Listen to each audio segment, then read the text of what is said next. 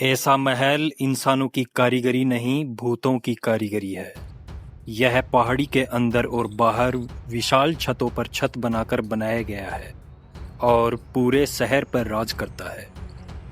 Rudyard Kipling Taragarh दुर्ग को देखकर ऐसा अचंभित हुआ कि उसे अपने विचारों को लेखनी में उतारना ही पड़ा। किपलिंग एक ब्रिटिश लेखक था जो 1886 में बूंदी आया था।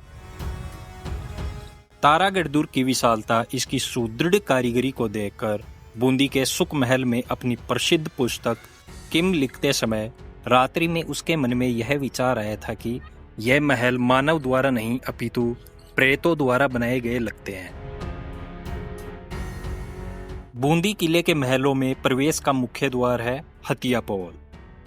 यह दरवाजा बूंदी किले की स्थापत्य कला और कलात्मकता का एक महत्वपूर्ण उदाहरण है। इस दरवाजे पर 2 हाथियों की मूर्ति बनाई गई है, जिसके कारण इसे हथिया पोल या हाथी पोल कहा जाता है। इस दरवाजे का निर्माण राव राजा रतन सिंह ने करवाया था और यह महलों तक पहुंचने का मुख्य प्रवेश द्वार है। दरवाजे में लगे किवाड़ों को देखकर सहज ही अनुमान लगाया जा सकता है कि उस समय कितनी मजबूत लकड़ी का प्रयोग किया जाता था, जो आज तक सही सलामत है। आंगन की तरफ जा रहे इस दरवाजे का मेहराब देखिए, कितना सुंदर डिजाइन किया गया है। दरवाजों पर बड़े बड़े कीले लगाए जाते थे, जो दुर्ग की सुरक्षा में एक महत्वपूर्ण भूमिका निभाते थे। जब शत्रु सेना दुर्ग पर आक्रमण कर देती थी, तब इन दरवाजों को तोड़े बिना दुर्ग में प्रवेश करना संभव न था। अतः इन दरवाजों पर हाथियों को छोड़ा जाता था, लेकिन इन कीलों के कारण वह अपनी मजबूत स्थिति के चलते ये दरवाजे टूटने से बच जाते थे। दरवाजे के ऊपर छत पर बहुत सुंदर चित्रकारी की गई है। सूर्य भगवान का चित्रांकन किया गया है। दरवाजे से प्रवेश करते ही अब हम मुख्य आंगन में पहुंच चुके हैं और यहाँ से शुरू होंगे स्थापत्य व चित्रकला का बेजोड़ नमूना पेश करते सुदृढ़ महल, जिन्हें देखकर रुडयार्ड किपलिंग की भी रातों की नींद हराम हो गई थी।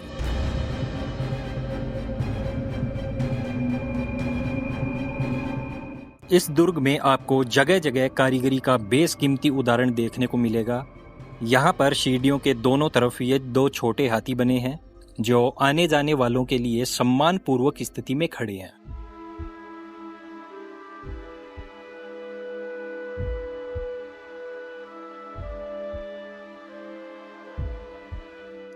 इधर की तरफ आपको छत्र महल, फूल महल, बादल महल, रतन दौलत मंदिर, झूला चौक ये देखने को मिलेंगे।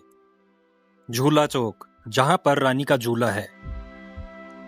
यहाँ पर यह लंबा चौड़ा गलियारा बना हुआ है, जो स्तंभों पर खड़ा किया गया है। इन स्तंभों पर काफी सुंदर कारीगरी की गई है।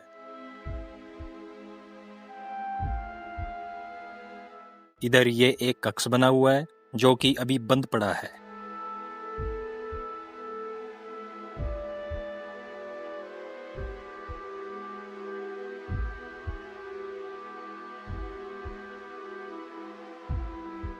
अब हम आगे आ गए हैं एक बहुत बड़े हॉल में, जो कि पूरा का पूरा स्तंभों पर खड़ा किया गया है और इसमें बहुत सारे कमरे भी बने हुए हैं।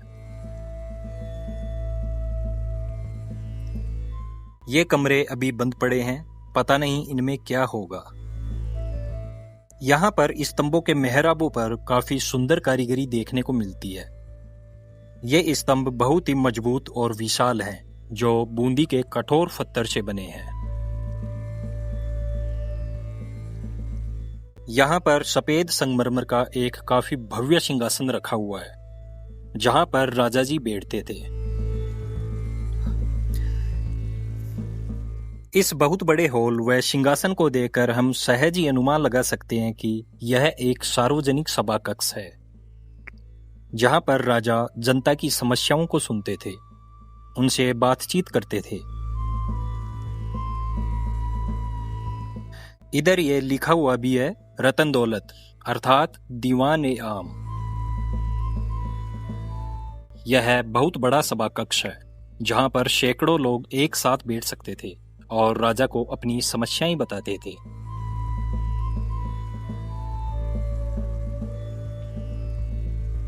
यहाँ पर बने कमरों को पता नहीं क्यों बंद किया गया है।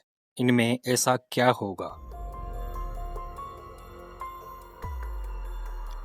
हर कक्ष के ऊपर आपको ये जाली दिखाई देगी जो पत्थर से बनी है। एक बार मैं आपको जाली में से दिखाने का प्रयास करूंगा कि आखिर ये कक्ष दिखते कैसे हैं। जाली ऊपर होने की वजह से हमें कुछ ज्यादा दिखाई नहीं दे पाया है। ये वही सभा कक्ष है जहां पर पता नहीं कितने हजारों लोगों को न्याय मिला होगा। उस समय जो राजा होते थे वे कर्मनिष्ठ व धर्मपरायण होते थे, जो पूर्ण जांच व गहन विचार विमर्श के पश्चात ही लोगों को न्याय देते थे और अपराधियों को दंड देते थे। राजपद की मर्यादा को ध्यान में रखते हुए राजा निष्पक्ष न्याय करते थे, जिससे लोगों को उचित न्याय मिलता था, समय पर न्याय मिलता था। भारतवर्ष में ऐसे बहुत से राजाओं का उल्लेख है जिन्होंने यदि भूलवश गलत न्याय कर दिया तो उन्होंने राजपद का भी त्याग कर दिया था अथवा अन्य प्रायश्चित किए थे। जैसे प्राचीन समय में पांड्य नरेश नेडुंजेलियन ने चोरी के अपराध में निर्दोष कोवलन को मृत्युदंड दिया था, तो बाद में जब कोवलन की पत्नी कणगी के द्वारा राजा को सच्चाई का पता लगा, तब महाराज नेडुंजेलियन ने उचित न्याय न करने के कारण दुखी होकर कणगी के सामने ही आत्महत्या कर ली। कणगी का क्रोध फिर भी शांत नहीं हुआ और पतिव्रता नारी कणगी ने सत्यनिष्ठ पुरुषों, बालक बालिकाओं और पतिव्रता स्त्रियों को छोड़कर पूरे के पूरे मदुराई नगर को भस्म होने का श्राप दे दिया था। और देखते ही देखते पूरा का पूरा मदुरै नगर जलकर राख हो गया था।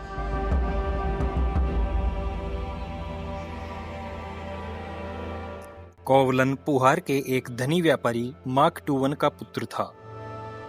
इस कथा का उल्लेख दक्षिण भारत के सुप्रसिद्ध ऐतिहासिक ग्रंथ शिल्पदिकारम में मिलता है।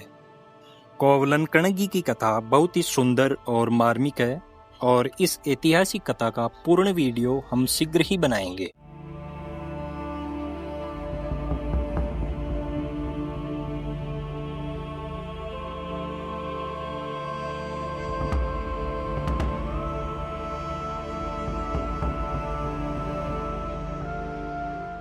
ये सभा कक्ष होने के साथ साथ न्याय का मंदिर है, रतन दौलत मंदिर है, जिसका निर्माण महाराव रतन सिंह ने करवाया था।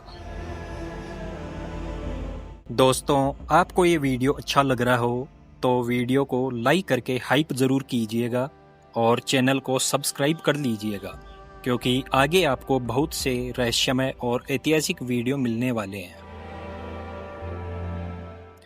अब आगे हम छत्र महल की ओर चलते हैं। यहाँ दरवाजे के ऊपर भगवान गणेश की बहुत ही सुंदर प्रतिमा स्थापित है।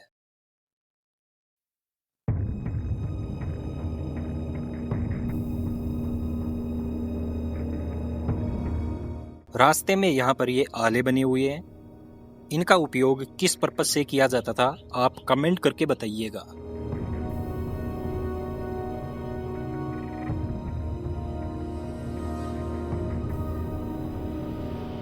यहाँ पर ये प्रांगण बना हुआ है। यहाँ के हर एक पत्थर को देखकर आप उस समय की कारीगरी का अनुमान लगा सकते हो।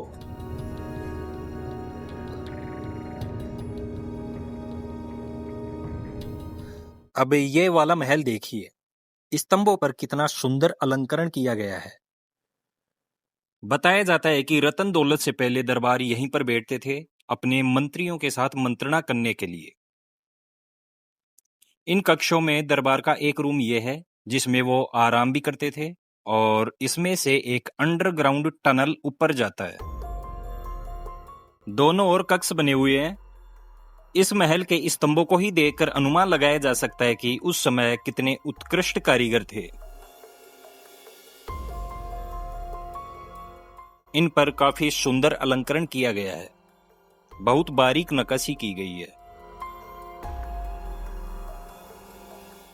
हर स्तंभ के ऊपरी भाग पर 4 हाथी स्थापित किए गए हैं।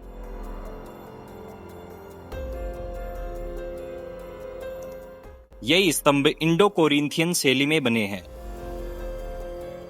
दीवारों में छोटे छोटे आले बनाए गए हैं।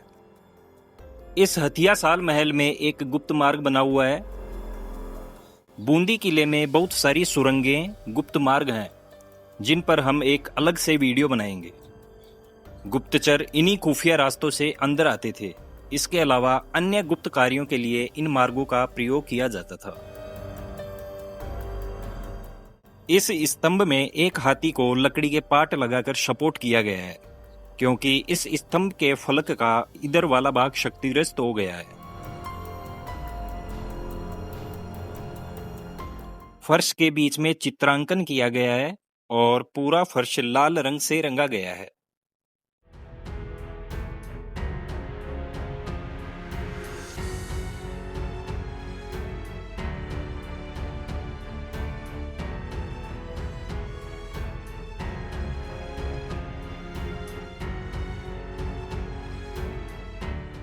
इस पूरे प्रांगण में आपको जल निकासी की बहुत सुंदर व्यवस्था देखने को मिलेगी।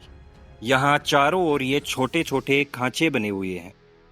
बारिश में इन महलों का सारा पानी इस प्रांगण में गिरता था, जो इन खांचों से होकर दुर्ग परिसर में बने टांकों व जलाशय में जाता था।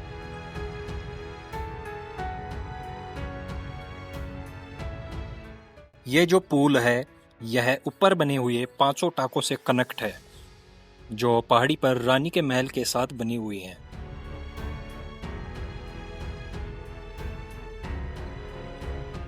इसमें वहां से यहां तक पानी लाने के लिए ग्रेविटी सिस्टम का उपयोग किया गया है। उपयोग करने वाले थे महाराव भाऊ सिंह जी, जो महाराव छत्रसाल के बेटे थे। महाराव भाऊ सिंह का शासनकाल 1658 से 81 ईस्वी था। वे पानी को वहां से यहां तक लेकर आए ग्रेविटी सिस्टम के माध्यम से। उन्होंने यहां पर फव्वारों का निर्माण भी करवाया। इसके बनने के बाद नीचे मोती कुएं से महिलाएं पानी भरकर लाती थी। उस प्रक्रिया में उन्हें आराम मिला, क्योंकि उन्हें अब नीचे जाकर पानी भरकर लाने की आवश्यकता नहीं रही। अब उन्हें ऊपर ही पर्याप्त पानी मिलने लगा। यह वाला रास्ता फूल महल, बादल महल की तरफ जा रहा है। पहले इसको देख लेते हैं। इस महल में स्तंभों के बीच में नीले व हरे रंग से सुंदर चित्रांकन किया गया है। इस महल के भी स्तंभ इंडो कोरिंथियन शैली में बनाए गए हैं।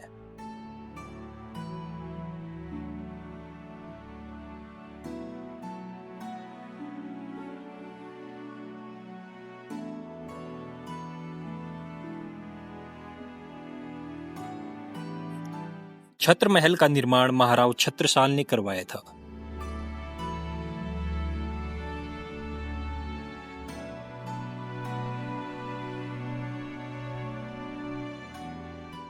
इसमें आपको शीशे व हाथी दांत की बहुत सुंदर कारीगरी देखने को मिलेगी।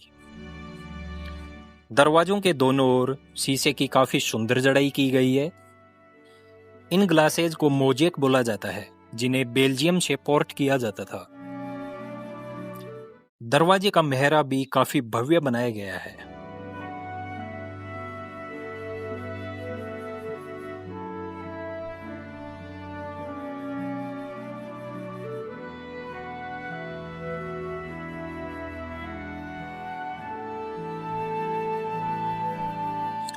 छत्र महल की फर्श पर चिकनी पॉलिश व चित्रांकन किया गया है, जो कई सदियां गुजरने के बाद भी आज भी हमें दिखाई देता है।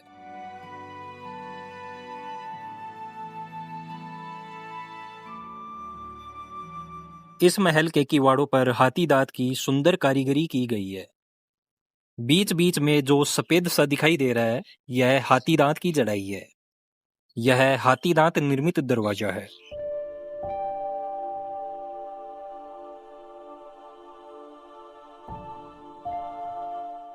इस महल में पौराणिक दृश्य व राजाओं की चित्रकारी देखने को मिलती है।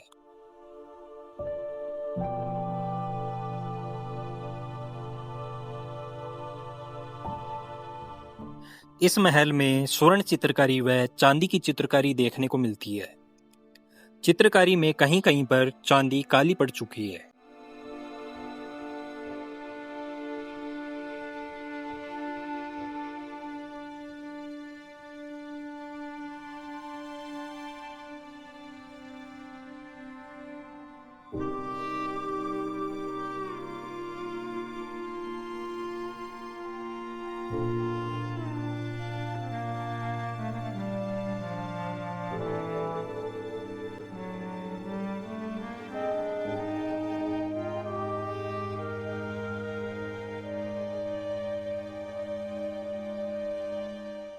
यहाँ पर ये कक्ष बना हुआ है। इसके दरवाजों पर बहुत सुंदर काम किया गया है। ये दरवाजा भी बंद पड़ा है। संभवतः ये वही दरवाजा है जिसमें महाराव राम सिंह के समय के ज्योतिष उपकरण काल मापक यंत्र पड़े हैं, क्योंकि उन उपकरणों को छत्र महल के ही एक कक्ष में रखा गया है। ये वही कक्ष है। इनमें एक पानी का बड़ा बर्तन भी है, जिसमें एक कांसे का छेददार कटोरा होता है और वो कटोरा 1 घंटे में पानी में डूबता है। ये एक और कक्ष आ गया। ये उस समय का टॉयलेट है।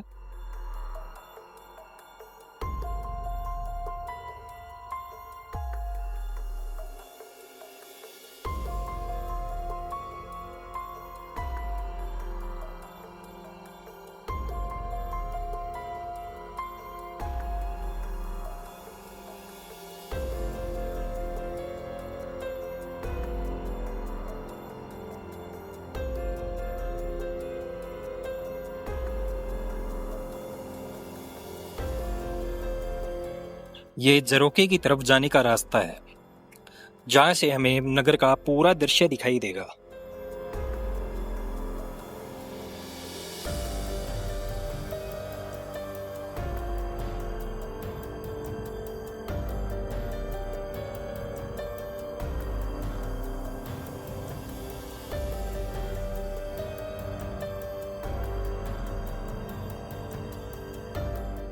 ये जो छत्र महल है, यहाँ पर रानियां निवास करती थी। ये उनका निजी महल था और यहाँ पर राजा व उनकी संतानें ही आ सकती थी।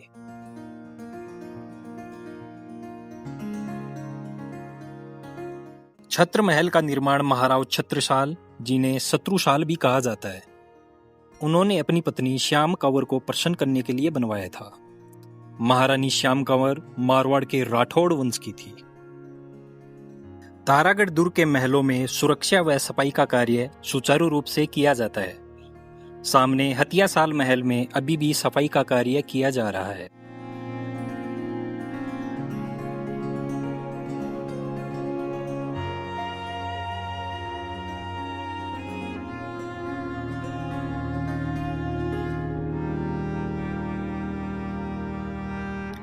ये वो महल हैं जहां पर रानियां निवास करती थी।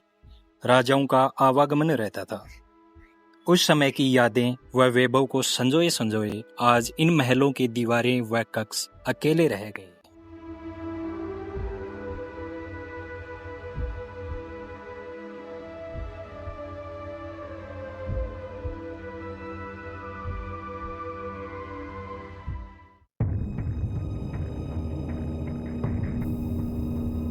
ये सामने ऊपर बादल महल है। मानसून के समय बारिश के बादल महल के प्रांगणों में तैरते हुए दिखाई देते हैं, जिसके कारण उसे बादल महल कहा गया।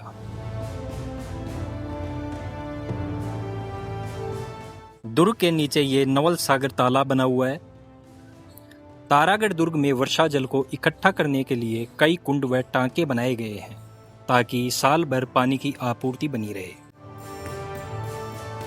और नवल सागर तालाब भी इसी उद्देश्य की पूर्ति के लिए बनाया गया था। किले में जगह जगह सिल्ट ट्रैप चैम्बर हैं, जिसमें पानी के साथ आई मिट्टी जमा हो जाती थी और पानी साफ होकर दुर्ग के नीचे बने टांकों में जाता था। यहाँ आपको राजा महाराजाओं के समय के बहुत सी हवेलियां, भवन दिखाई देंगे, जो 400-500 वर्ष या इससे भी पुराने हैं। फूल महल, इसका निर्माण महाराव भोज सिंह ने करवाया था। फूल महल में स्तंभों युक्त एक हॉल और एक कमरा है।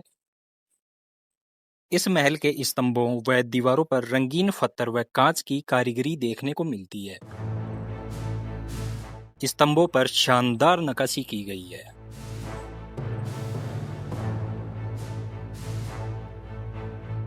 फूल महल के ज्यादातर चित्र रोजमर्रा की जिंदगी, शाही व धार्मिक जुलूसों और त्योहारों को दर्शाते हैं।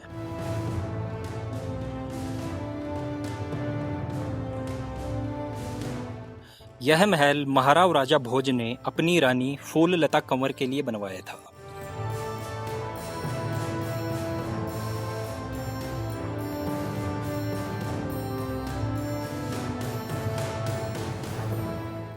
बादल महल। यह महाराव भोज सिंह के महल का सबसे ऊपरी तल है। इसके स्तंभों में भी बारीक नक्काशी की गई है।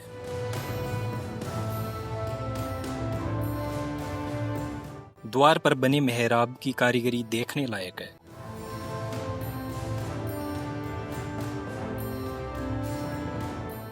महल के चौक में बनी दीवार पर भी नक्काशी की गई है और इस पर सुंदर कंगूरे भी बनाए गए हैं। आइए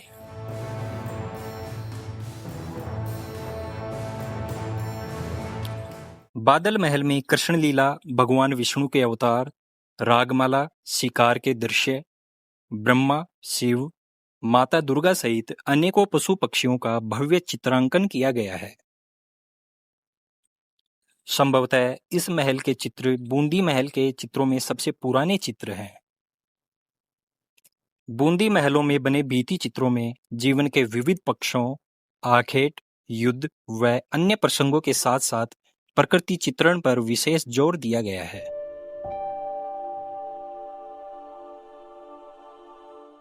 चित्रकारों ने प्रकृति चित्रण के अंतर्गत आकाश को विभिन्न स्वरूपों में चित्रित किया है।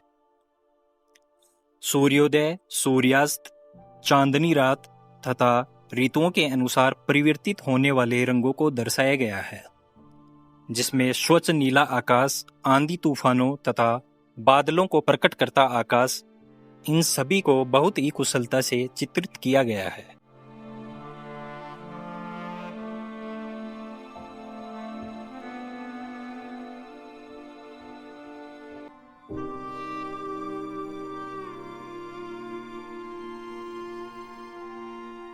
अब हम चलते हैं झूला चौक की तरफ, जहां पर रानियां झूला झूलती थी।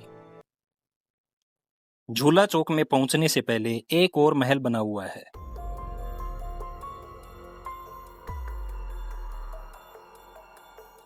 यहां पर ये उस समय का टॉयलेट बना हुआ है।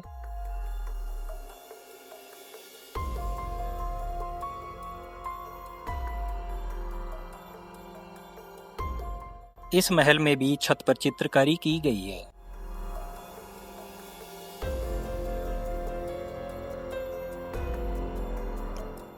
इस महल में ये एक छोटा कक्ष है, जिसकी छत को कुछ अलग ही तरीके से डिजाइन किया गया है। इसमें कांच की नक्काशी की गई है।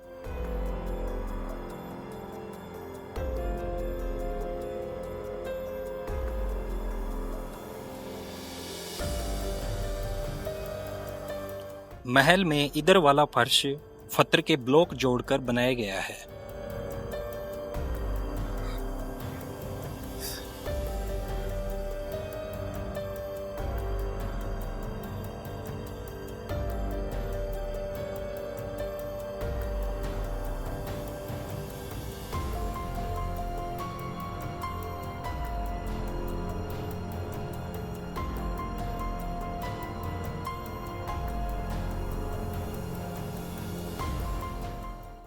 तो भाई अब हम आ चुके हैं झूला चौक। यह है वो झूला जहां पर रानियां झूला झूलती थी। बहुत बड़ा झूला है जो पत्थरों से बनाया गया है और काफी अच्छी इसमें नक्काशी की गई है। पहले यहाँ पर एक नीम का पेड़ था जिसमें रानियां व बच्चे झूला झूलते थे, लेकिन कभी कभार नीम की डालें टूट जाती थी, जिससे राजा जी ने यहाँ पर पक्का झूला बनवा दिया।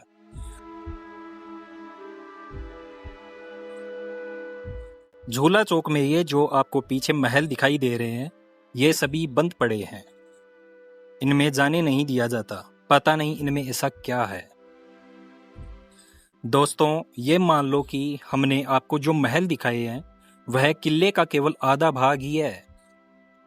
ये वाले महल तो बंद पड़े हैं, जो कि किले का एक बड़ा भाग है। दोस्तों, आपकी जानकारी के लिए बता दूं कि यह किला बड़ा रहस्यमयी है। रुडयार्ड किपलिंग ने यूं ही इसे भूतों द्वारा निर्मित किला नहीं कहा। किले की भीमकाय दीवारें, सुदृढ़ कारीगरी, छतों के ऊपर छत रखकर बनाए गए महल और किले में बनी गुप्त सुरंगों का बहुत बड़ा जाल, जिन्हें देखकर किपलिंग भी दंग रह गया था। कर्नल जेम्स टोड ने भी बूंदी के महलों को राजपूताना के सर्वश्रेष्ठ महल माना है। हालांकि राजपूताना में एक से बढ़कर एक सुंदर महल व किले हैं। दोस्तों, इस किले में खजाने का एक बहुत बड़ा भंडार भी छुपा हुआ है, जिसको प्राप्त करने के लिए एक उच्च स्तरीय खुदाई भी की गई थी। इस विषय में हम आगे के वीडियो में आपको जानकारी प्रदान करेंगे। इन महलों के ऊपर पहाड़ी की चोटी पर रानी का एक बड़ा महल बना हुआ है। उसमें भी अनेक गुप्त रास्ते बने हुए हैं जो इस किले तक आते हैं। बताया जाता है कि बूंदी राज्य के अंतर्गत बने अनेकों छोटे बड़े किलों की सुरंगें यहाँ तक आती हैं। तो भाई, यह किला रहस्यमय तो है। गढ़ कोटा पर कोटो बड़ो जी। और बूंदी गढ़ च तारो और हिंडोली गढ़ डोंगर ऊपर लागे सबसु न्यारो लागे छे रूपाड़ो। वाह वाह। लागे छे रूपाड़ो।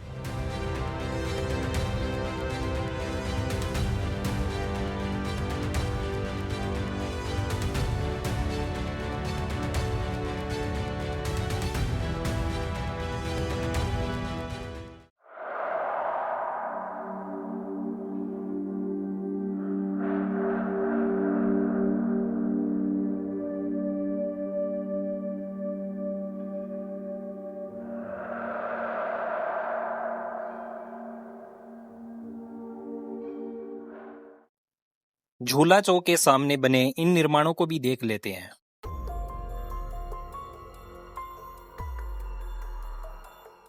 यहाँ आइए। यहाँ पर ये दो आले बने हुए हैं, जिन पर उस समय की लकड़ी के किवाड़ लगे हुए हैं। पता नहीं इनमें क्या सामान रखा जाता था।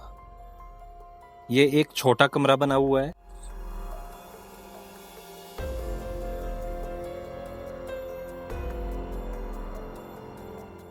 कमरे में यह दरवाजा उधर नीचे जाने के लिए बनाया गया है। थोड़ा ऊपर चलते हैं। किले में जगह जगह पानी के निकास की बहुत सुंदर व्यवस्था देखने को मिलेगी। और यह बारिश का सारा पानी किले में बने कुंडों व टाकों में जाता था। अब हम झूला चौक के ग्राउंड पर चलते हैं। झूला चौक में ये किस लिए बनाया गया है, आप कमेंट करके बताइएगा।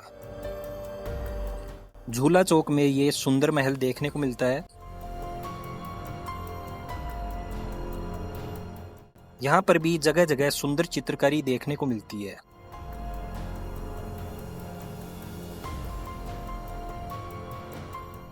स्तंभों को भी नीचे से ऊपर तक बहुत अच्छा डिजाइन किया गया है।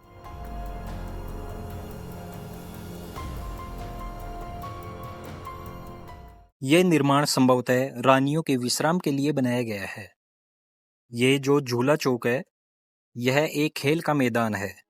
यहाँ पर रानियां, उनकी सहेलियां व उनके बच्चे झूला झूलने के अतिरिक्त अन्य दूसरे खेल भी खेलते थे।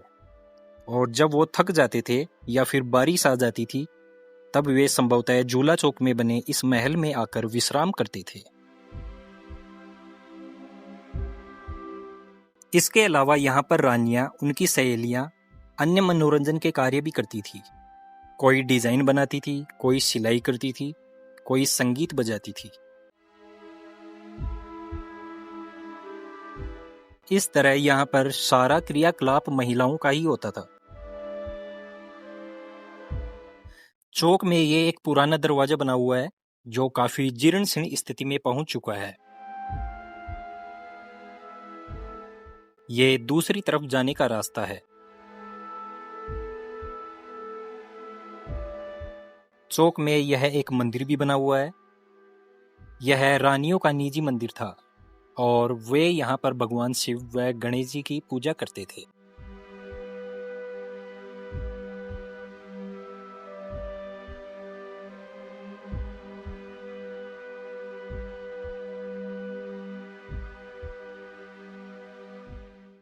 तारागढ़ दुर्ग हाड़ा योद्धाओं के शौर्य का प्रतीक, इसके विशाल महल, सुदृढ़ कारीगरी, प्रकृति के विविध पक्षों को दर्शाती सुंदर चित्रकारी जो देखे उसी के मन को मोह लेते हैं। कोई समय यहाँ हाड़ा वीरों वीरांगनाओं का जमघट लगा रहता था। यहाँ के महल, यहाँ की दीवारें, किले में जगह जगह बने गुप्त मार्ग, रानियों का झूला, ये सब अपने समय के ऐश्वर्य व वैभव को संजोए संजोए आज वीरान हो चुके हैं।